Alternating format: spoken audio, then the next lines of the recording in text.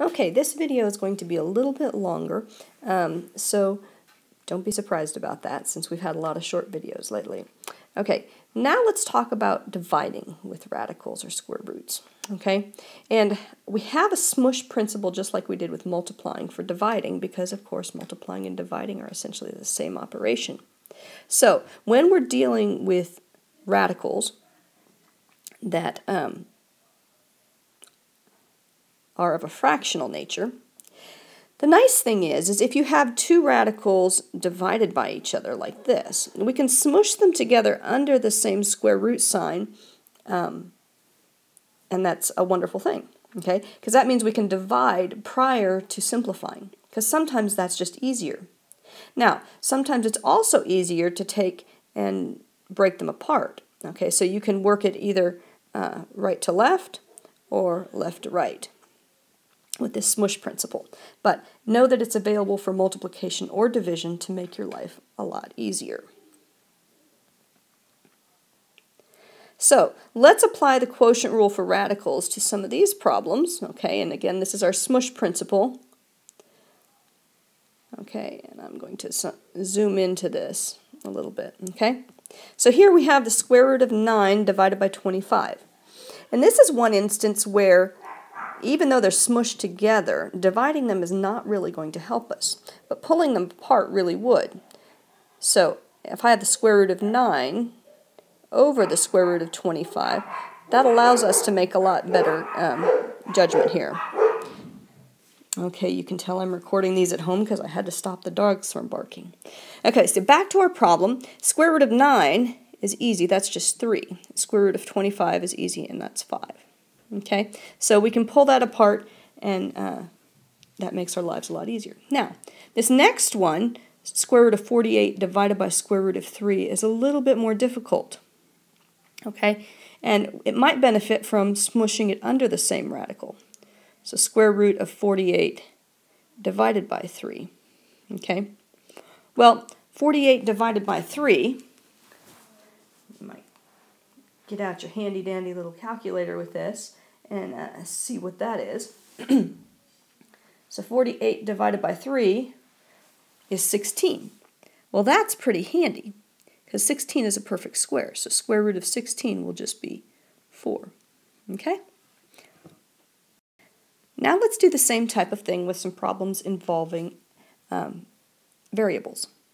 So we can smush together here with problem number 3, and that's going to give us the square root of 50x cubed over 2.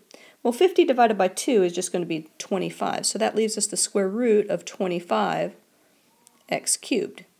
Well, the square root of 25 is just 5, so that leaves with 5 square root of x cubed. But remember that you can break apart x cubed into x squared. Oh, that doesn't look very good. X squared times x, right? And the square root of x squared is just x. So we actually have a pair of x's that we can pull out from underneath that radical. So that leaves us with 5x square root of x. Okay? And again, plugging in some number for x like 1 will help you have a better idea if you had done this simplification correctly, if you're looking to check your work. Now, on the other side of things, square root of 4x squared over 9, we might want to pull that apart. Okay, so that leaves us with the square root of 4x squared over the square root of 9. Well, that is just 2x over 3. Okay, so I hope this helps. Okay, so when we're dividing radicals, we have to remove our radical from the denominator. And to do this, we have to multiply both the top and the bottom of their fraction by the denominator. Okay, and this is known as rationalizing the denominator, because we take the irrational number in the denominator and make it into a rational number. So let's see a couple examples of this. So I take and I multiply by a form of 1, but it's going to involve the denominator's radical over itself. Okay, anything divided by itself is 1, so we're not changing the value of this fraction, but we are allowing a neat principle to kind of happen. So now when we multiply these two fractions, we get 3 square root of 5 on top. And on the bottom, we get square root of 5 times square root of 5, which is square root of 25.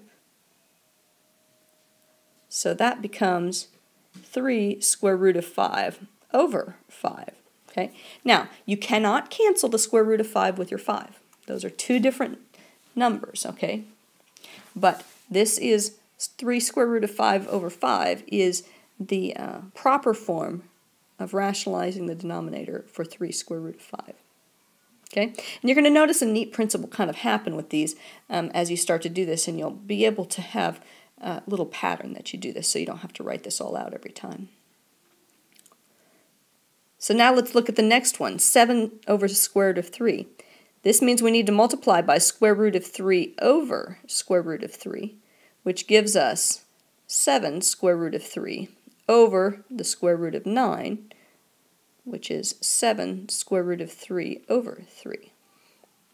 And again, with these, same as with your multiplying of numbers, you can check the fractional form of both, or decimal form of both of these with a calculator to make sure you did this properly. Okay? So if you notice, what we're doing is we're taking that radical, put it on top, and then the number itself goes on the bottom. So we could say that this next one becomes 5 square root of 2 over 2. Now the math behind that, of course, is we take 5 over square root of 2. We multiply it by square root of 2 over 2, square root of 2. And then we get 5 square root of 2 over the square root of 4, which is 2. So these two things are equal. Last one, let's throw in some variables. So not only do we have variables, but we have a little bit of action with being able to maybe smush things together, but that's not really going to help us in this case. So why don't we just multiply by square root of 8x over square root of 8x.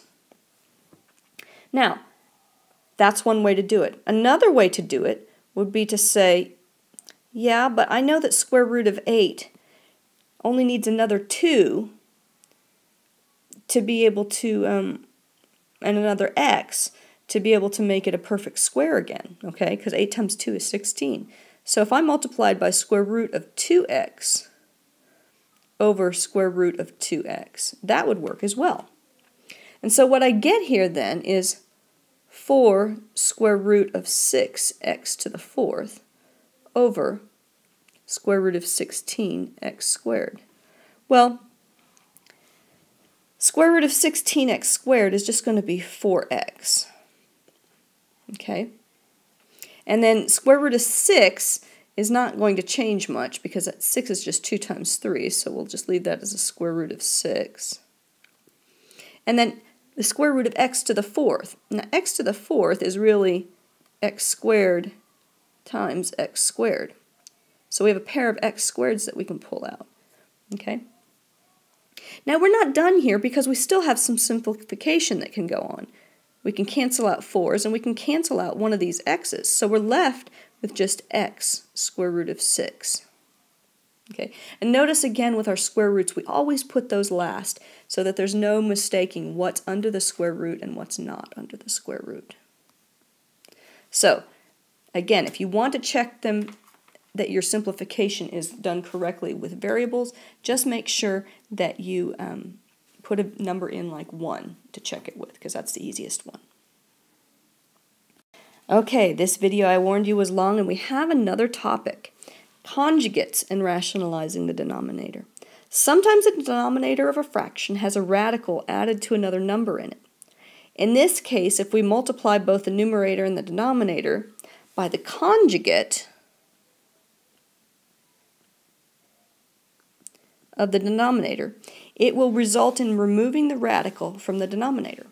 Now, a conjugate has the same terms but a different sign between them. Okay? So, let's talk about what a conjugate is first. So if we have some number plus a square root of another number, then its conjugate is the same terms, so we still have a and square root of b, but instead of plus, it's a minus. Or if we started out with a minus, it would be a plus in the middle. Okay? So here, 3 plus square root of 2, its conjugate is going to be 3 minus square root of 2. The conjugate of 1 minus square root of 3 would be 1 plus square root of 3. And the conjugate of 4 plus square root of 5 would be 4 minus square root of 5. Now, let's take and multiply for each of these, both of these two things together.